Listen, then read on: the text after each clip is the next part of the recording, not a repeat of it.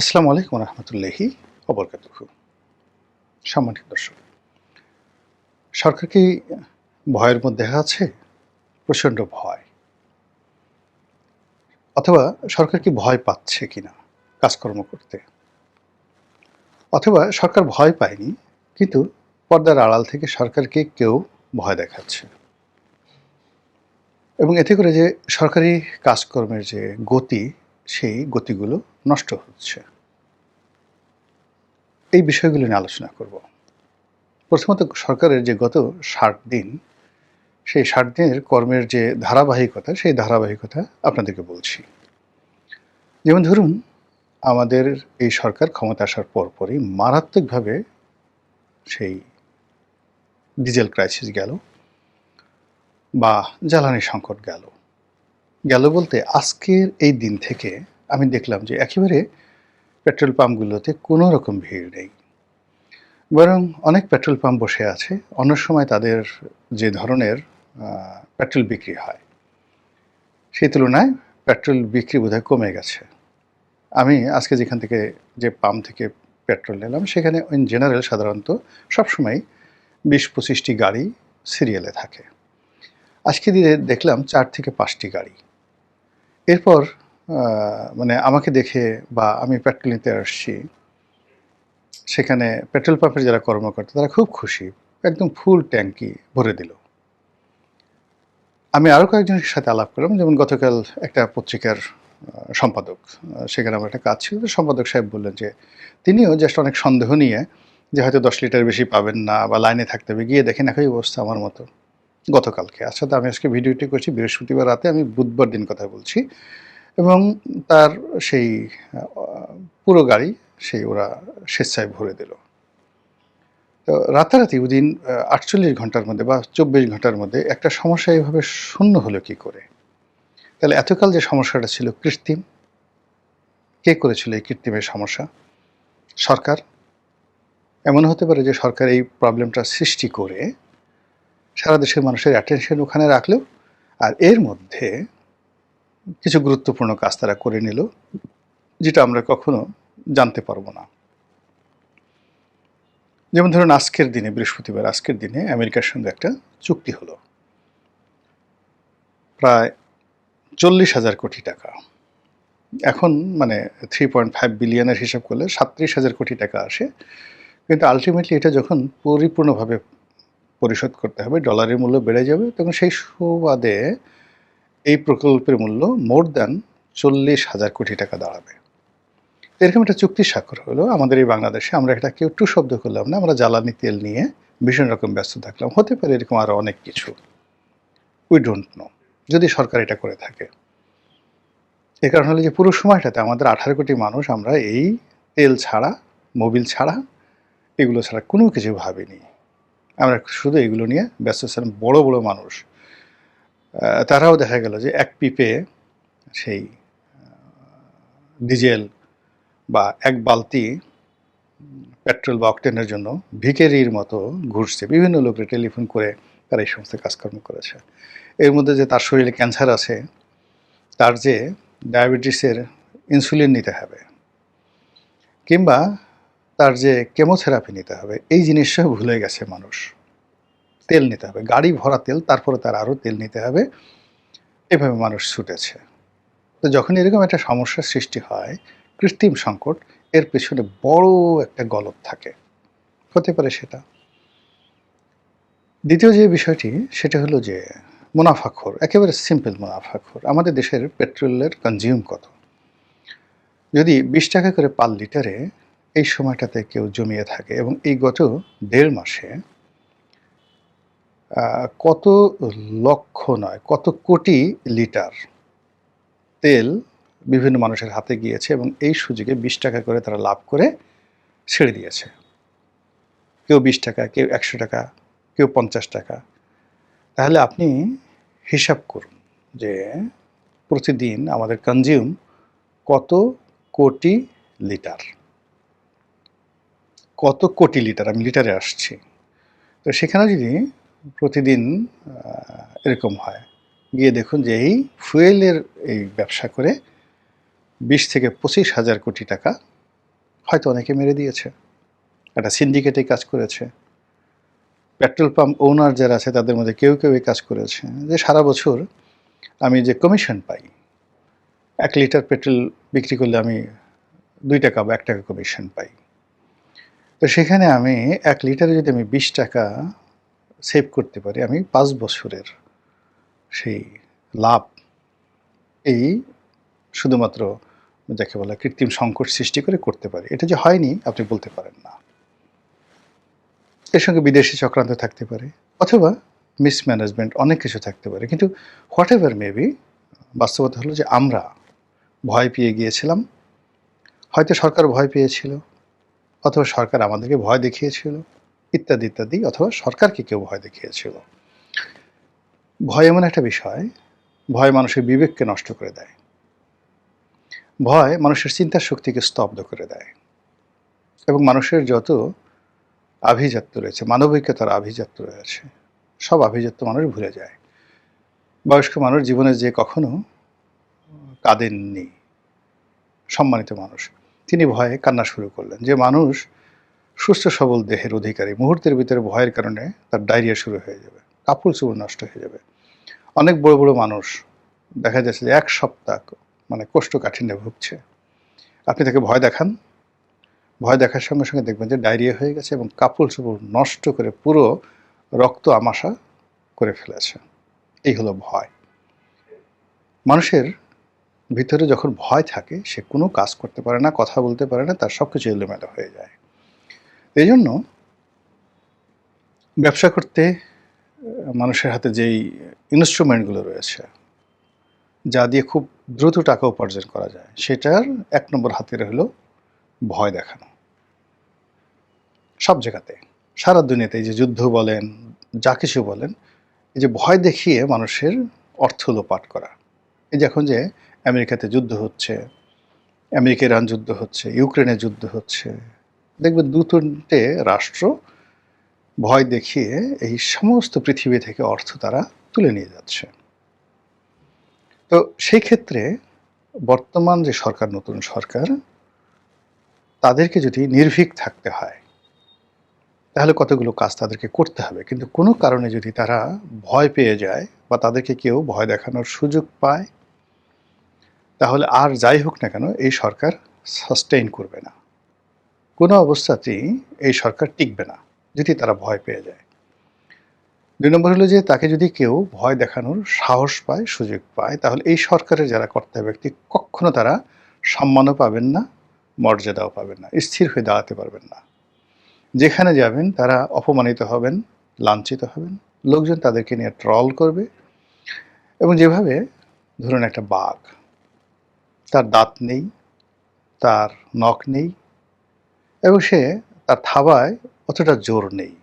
আপনারা তো জানেন যে বাঘের যে সামনের দুটো মানে পা, যেটাকে থাবা বলা হয়, এটা এতটা শক্তিশালী যে ওর নখ হলো প্রথম শক্তিশালী, দাঁত দ্বিতীয় শক্তিশালী, আর তৃতীয় হলো তার এই থাবা।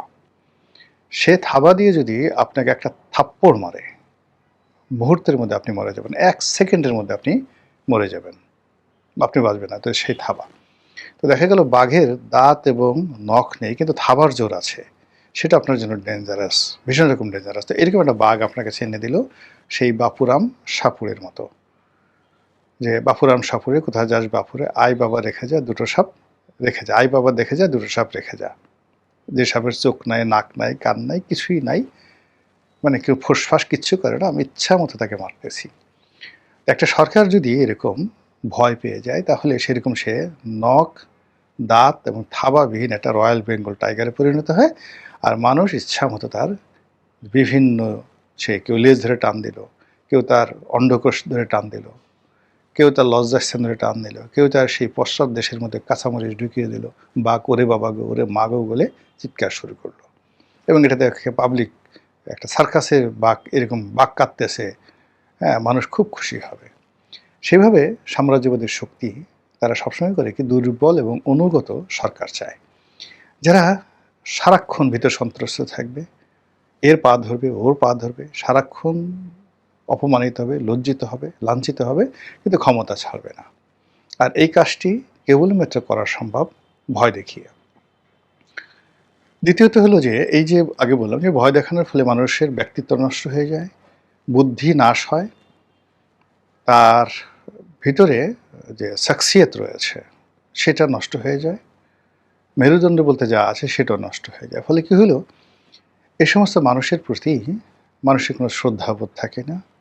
ফলে এই রাজা, এই বাদশাহ, মন্ত্রী, মিনিস্টার, প্রধানমন্ত্রী এই ধরনের যারা ভয় পেয়ে যান, তাদের গলায় রশি দিয়ে যখন বিদেশি প্রভুরা টানাটানি করে, তখন তাদের পক্ষে বাংলার জমিনে একজন লোক একটা উহ শব্দ করে না, চু শব্দ করে না। ছোট্ট একটা উদাহরণ দেই। একজন ইংরেজ লেখক লিখেছেন, তার নামটা আমার মনে নেই। নবাব সিরাজদৌল্লাকে যখন মুর্শিদাবাদের রাস্তায় ঘোরানো হচ্ছিল, কি একটা নির্মম যুদ্ধ! চিন্তা করেন, বাংলা, বিহার, উড়িষ্যার, মানে বাংলা বলতে এখন বাংলা, পশ্চিমবঙ্গ, পূর্ববঙ্গ, পশ্চিমবঙ্গ, তার সঙ্গে পুরো বিহার, তার সঙ্গে উড়িষ্যা। এটার সম্রাট 1757 সালের সম্রাট, রাজা, মহারাজাধিরাজ। তার রিজার্ভ সৈন্য সংখ্যা তখন প্রায় 1.5 লাখ, এবং তার যে ট্রেজারি, অর্থাৎ বাংলার যে তখন ট্রেজারি, তখন পাক ভারত উপমহাদেশের মধ্যে অলমোস্ট 35% রেভিনিউ জেনারেট হতো এই বাংলা থেকে, বাংলা, বিহার, উড়িষ্যা থেকে। নবাব মুর্শিদ কুলি খান, তারপরে নবাব সুজাউদ্দৌলা, সরফরাজ আলী খান এবং আলিবর্দী খান, এই পুরো সময়টাতে বাংলার ট্রেজারি এমন হতো যে এখান থেকে রেভিনিউ না গেলে দিল্লির সিংহাসন চলতো না, এবং দিল্লির মানে যারা রাজা বাদশাহ ছিলেন ওই মুহূর্তে, বারবার পরিবর্তন হতো মোগল সম্রাটরা, তারা সবাই হা করে বাংলার দিকে তাকিয়ে থাকতেন। এবং বাংলার যিনি নবাব ছিলেন তিনি সকলের নবাব ছিলেন, নবাবুল মুলক। তো সেই যে নবাব সিরাজউদ্দৌলা, তিনি যখন এলেন 7 ফুট উচ্চতা ছিলেন। তো ইংরেজরা তাকে বারবার ভয় দেখিয়েছে, তার সেনাপতিরা তাকে ভয় দেখিয়েছে, সবাই তাকে কেবল ভয় দেখিয়েছে। আশ্রয় নেওয়ার মতো তার 2 জন লোক ছিল। একজনের নাম গোলাম হোসেন, যে তার কৃতদাস বা দাস ছিল। তিনি সব কিছুর জন্য সেই গোলাম হোসেনের উপর নির্ভর করতেন, ধরেন তার ব্যক্তিগত পিয়ন বা আড্ডারি। আরেকজন ছিল সেই আলেয়া, আমরা নাটকে দেখি, সেটা হলো তার একজন রক্ষিতা ছিল, বান্ধবী ছিল রক্ষিতা। তো তিনি এই বাংলা, বিহার, উড়িষ্যার নবাব, যার 1.5 লক্ষর মতো ওই জামানাতে সৈন্য, যেটা দিল্লিরও এত সৈন্য ছিল না, সেই সৈন্য, এবং পলাশীর প্রান্তরে তার 53,000 সৈন্য উপস্থিত ছিল। অন্যদিকে রবার্ট ক্লাইভ, তার সাকুল্যে সৈন্য সংখ্যা ছিল 4,000, 4,500। এর সবই ভাড়া করা। এর মধ্যে ইংরেজ সৈন্য স্বভাবত 400 অথবা 800 ছিল, 800, আর বাকি বিভিন্ন লোকের কাছ থেকে তারা ভাড়া নিয়েছিল। এই সৈন্য নিয়ে, মাত্র 400 বা 800 ইংরেজ সৈন্য নিয়ে তিনি বিশ্বাসঘাতকতা করে, ভয় দেখিয়ে, এবং ভয় যখন আপনি পান সঙ্গে সঙ্গে প্রকৃতিও আপনাকে সাহায্য করে না। আপনি, প্রকৃতি কখনো কাওয়ার্ডের সাথে থাকে না। ওই দিন বৃষ্টি হয়ে নবাবের সমস্ত বারুদগুলো পুড়ে ছারখার হয়ে গিয়েছিল। মানে যখনই আপনি ভয় পেলেন, আল্লাহর উপর বিশ্বাস হারিয়ে ফেললেন, জনগণের উপর বিশ্বাস হারিয়ে ফেললেন, নিজের উপর বিশ্বাস হারিয়ে ফেললেন, আল্লাহ বলে যে তুই মর, তুই মর, মুত ইয়া মালাকুল মৌত। আজরাইলকে এক সময় এইভাবে বলবে যে আল্লাহ বলবে তুই মরে যা, মুত ইয়া মালাকুল মৌত। এইভাবে যখন একটা কাপুরুষ ভয় পেয়ে যায়, তখন আল্লাহ বলে তুই মর। তো নবাব সিরাজউদ্দৌলার একই অবস্থা, তিনি পরাজিত হলেন। সেই কাহিনী আপনারা জানেন, আমি শুধু প্রেক্ষাপটগুলো বললাম। তো তাকে বন্দি করে, অ্যারেস্ট করে মুর্শিদাবাদ নিয়ে যাচ্ছে। ইংরেজ লেখক লিখছেন যে মুর্শিদাবাদের রাস্তার 2 পাশে যত মানুষ দাঁড়িয়েছিলেন, তারা যদি একটা করে ঢিল ছুঁড়তেন, ওখানে সেই যে রবার্ট ক্লাইভের যে বাহিনী, সেই বাহিনী সঙ্গে সঙ্গে তারা মারা যেত। যুদ্ধ করা তো দূরের কথা, জাস্ট একটা ঢিল যদি ছুঁড়তে। তখন মুর্শিদাবাদ ছিল one of the largest city in the Asia subcontinent. আগে তো বললাম যে বাংলার রেভিনিউ, মানে পাক ভারতের যে রেভিনিউ, ট্রেজারি, সেই ট্রেজারির 35% যেত বাংলা, বিহার, উড়িষ্যা থেকে। একটা ভয়ের কারণে এই যে বাংলা স্বাধীনতার সূর্য অস্তমিত হয়েছে। তো সেই ভয় যদি বর্তমান সরকার পায়, তারেক রহমান সাহেব পান, বিএনপি পায়, তাহলে তাদের পরিণতি অতীতে যেভাবে হয়েছে সেভাবেই হবে। এই কথাগুলো শুধু স্মরণ করিয়ে দেওয়ার জন্য। এখন সেই ভয় থেকে কিভাবে বের হবে, ভয়কে কিভাবে জয় করবে, এটা বিএনপিতে অনেক জ্ঞানী-গুণী আছেন।